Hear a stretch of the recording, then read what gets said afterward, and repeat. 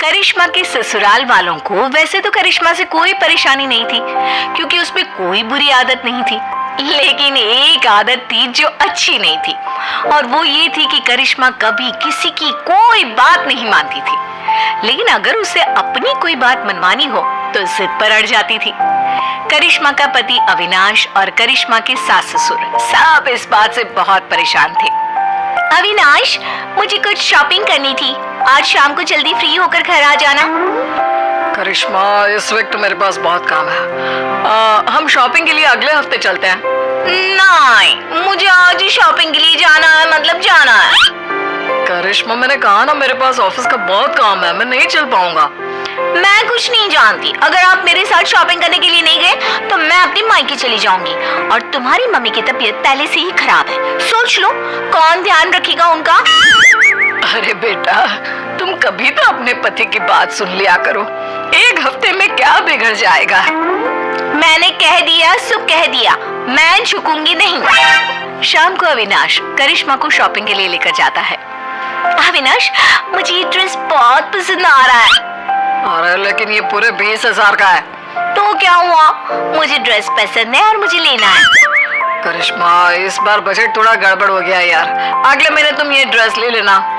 कभी तो अपनी जिद छोड़ दिया करो ना डार्लिंग।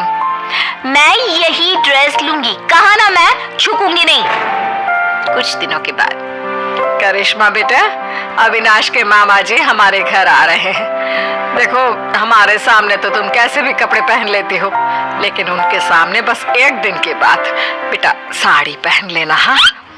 अरे, अविनाश के मामा जी आ रहे हैं तो मैं क्यों साड़ी पहनूं? करिश्मा, हम सब तुम्हारी बात मान लेते हैं ना, कभी तुम भी तो हमारी कोई बात मान लिया करो। कितनी बार कह चुकी हूँ मैं झुकूंगी नहीं। अगले दिन, और अविनाश, हमारे घर की बहू है तो साड़ी पहनकर रहती है, तुम्हारी बहू तो पजामा टी शर्ट पहनकर घूम रही है।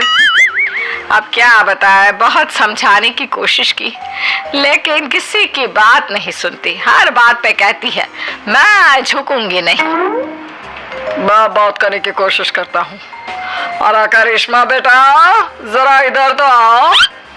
जी मामा जी, बताइए क्या हुआ? अरे वैसा तो तुम बहुत प्यारी हो बेटा, लेकिन तुम्हें इतना तो पता होगा ना कि कोई बड़ा घर आता है तो उसके पैर छूने चाहिए। देखिए मामा जी, मैं किसी के आगे झुकती नहीं, दिल से सबकी रिस्पेक्ट करती हूँ, मैं झुकूंगी तो बिल्कुल भी नहीं। सुन लिया आपने मामा जी, समझा समझा कर थक गए, हम किसी की नहीं सुनती। कुछ दिनों के बाद, मम्मी जी, आज मेरी सहेली ने मुझे किसी जरूरी काम से बुलाया था, तो आज अविनाश के लिए खाना आप बना देना। ठीक है बेटा, कोई बात नहीं, मैं बना दूंगी खाना, तुम आराम से अपनी सहेली से मिलकर आ जाओ, कोई बात नहीं, जो भी काम है करके आओ, ठीक है? थैंक यू मम्मी जी। अरे मम्मी, करिश्मा आपकी कोई बात नहीं सुनती और आपने कितनी आसानी से उसकी बात मान ली। इस घर में सब उसकी बात मानते हैं, लेकिन वो किसी की बात नहीं सुनती। बात तो तुम्हारी ठीक है बेटा, लेकिन हम कर भी क्या सकते हैं, जब भी उसे समझाते हैं बस एक ही बात कहती है, मैं झुकूंगी नहीं। तो मम्मी, आपको भी उससे कहना चाहिए था ना, घर का खाना बना कर जाए, आपको भी उसकी बात नहीं सुननी चाहिए थी। अरे बेटा, बहू है वो मेरी, अब क्या मैं उसके बराबरी करूंगी, और तुम्हारे लिए ही तो खाना बनाना था। अरे कोई बात नहीं बेटा। कुछ महीनों के बाद, बहू, अविनाश का प्रमोशन होने वाला है ना, पंडित जी ने कुछ कहा था मुझसे। क्या कहा था मम्मी जी? और पंडित जी कह रहे थे कि अविनाश की पत्नी 4 सोमवार का व्रत रखे, इस बार उसका प्रमोशन पक्का है। लेकिन मम्मी जी, मुझसे तो भूखा रहा ही नहीं जाता, मैं कैसे व्रत करूंगी? अरे बेटा, तू फल खा लेना, दूध पी लेना, बस एक टाइम का व्रत रख, अविनाश की तरक्की के लिए। लेकिन मम्मी जी, आप भी तो व्रत रख सकती है ना, वो आपका भी तो बेटा है। अरे समझने की कोशिश करो बहू, पंडित जी ने तुम्हें ही व्रत रखने के लिए कहा है, वरना मैं तो कब तक कर लेती। नहीं मम्मी जी, मैं आपकी बात मानने को तैयार नहीं हूँ। अरे बेटा, कभी कोई बात सुन भी लिया करो, तुम तो कोई बात नहीं मानती मेरी। मम्मी जी, मैंने कह दिया ना कि मैं व्रत नहीं करूंगी तो नहीं करूंगी, कह तो चुकी हूँ कई बार कि मैं झुकूंगी नहीं। करिश्मा अपने परिवार में किसी की कोई बात नहीं सुनती। वो किसी की बात सुनकर उसे मानने के लिए तैयार ही नहीं होती। कुछ दिनों के बाद करिश्मा अपने पति अविनाश के साथ घूमने जाने का प्लान बनाती है। मम्मी जी, मैं और अविनाश 2 दिन के लिए बाहर घूमने जा रहे हैं। आपको कोई ऐतराज तो नहीं है ना? अरे नहीं नहीं बेटा, मुझे क्या परेशानी होगी, आराम से घूम कर आओ। वैसे कब निकलने वाले हो? मम्मी, मैं तो करिश्मा से कह रहा था कि सुबह के वक्त निकलते हैं ताकि शाम होते होते पहुंच जाए। नहीं, मुझे रात को ट्रैवल करने में बहुत मजा आता है और अब तो हम रात को ही जाएंगे।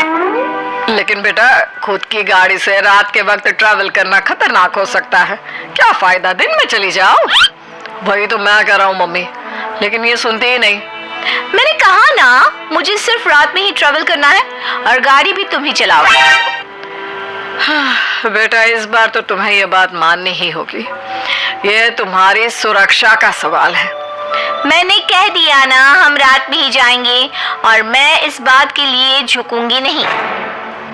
करिश्मा की जिद के आगे अविनाश की एक नहीं चलती और वो दोनों रात को गाड़ी लेकर शहर से बाहर जाने के लिए निकलते हैं। रास्ते में अविनाश की गाड़ी खराब हो जाती है।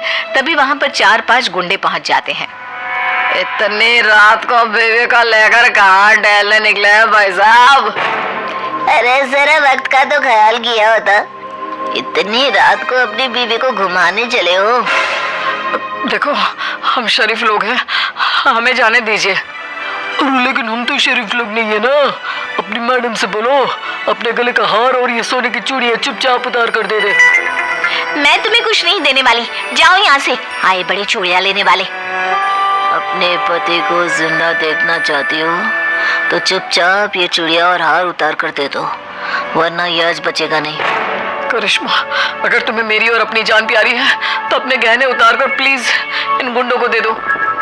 ए गुंडा किसको बुला रहे? हाँ, सॉरी भाई साहब, गलती हो गई।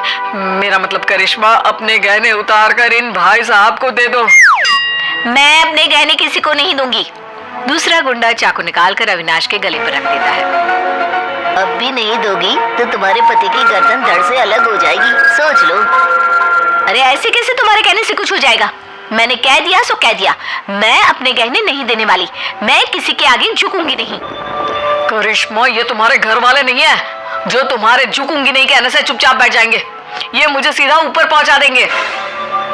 लेकिन अगर मैंने इन लोगों की बात मान ली तो मैं झुक जाऊंगी ना। अरे तो क्या परेशानी है? तुम्हारे झुकने से अगर मैं जिंदगी भर सीधा खड़ा रह सकता हूँ तो क्या प्रॉब्लम है? दे दो अपने गहने। करिश्मा रोते हुए अपने गहने उतारकर उन गुंडों को दे देती है। गुंडे गहने लेकर वहां से भाग जाते हैं। करिश्मा और अविनाश वापस अपने घर पहुंचते हैं। अरे बेटा, क्या हुआ? तुम ऐसी हालत में, और करिश्मा तुम्हारे सारे गहने कहाँ हैं? मम्मी, आपका बेटा जिंदा दिख रहा है, ये कम है क्या? गहनों की छोड़ो, ये पूछो कि मैं जिंदा कैसे बच गया। अरे कैसी बात कर रहे हो अविनाश, जरा सोच समझ कर बोलो। मम्मी, आपकी ये झुकूंगी नहीं वाली बहू आज मेरी गर्दन कटवा देती अपने ना झुकने की आदत के चलते। क्या बात है करिश्मा, तुम मुझे सारी बात साफ साफ बताओ। करिश्मा अपने और अविनाश के साथ हुआ सारा किस्सा अपनी सास को सुनाती है। बहू, घर में तो तुम हमारी कोई बात मानती नहीं, सुनती नहीं, लेकिन तुमने गुंडों के सामने भी अपनी जिद चलाई। कमाल कर दिया भाई। तो क्या करती मम्मी जी, वो मेरे गहने छीन रहे थे ना। और गहने नहीं देती तो वो तुम्हारा पति छीन लेते, उसका क्या? लेकिन मैं उनकी बात कैसे मान लेती? मैं कैसे झुक जाती? अब भी तो झुकना पड़ा ना, क्योंकि उन लोगों ने तुम्हारे साथ जबरदस्ती की। हाँ, नहीं तो मैं उनसे कह देती मैं झुकूंगी नहीं। अरे ठीक है बहू, तुम्हें नहीं झुकना मत झुको। लेकिन देखो, तुम दोनों बहुत डरे हुए और थके लग रहे हो। अभी जाकर अपने कमरे में आराम करो और रात को पिकनिक पर जाने की कोई जरूरत नहीं है। ठीक है मम्मी जी, अभी तो मैं आराम करने जा रही हूँ। मैं एक बार गुंडों के आगे झुक गई, उनकी बात मान ली और अपने गहने दे दिए। लेकिन याद रखिएगा, इस घर की 4 दीवारी के अंदर तो मैं कभी भी, मेरा मतलब कभी भी मैं झुकूंगी नहीं।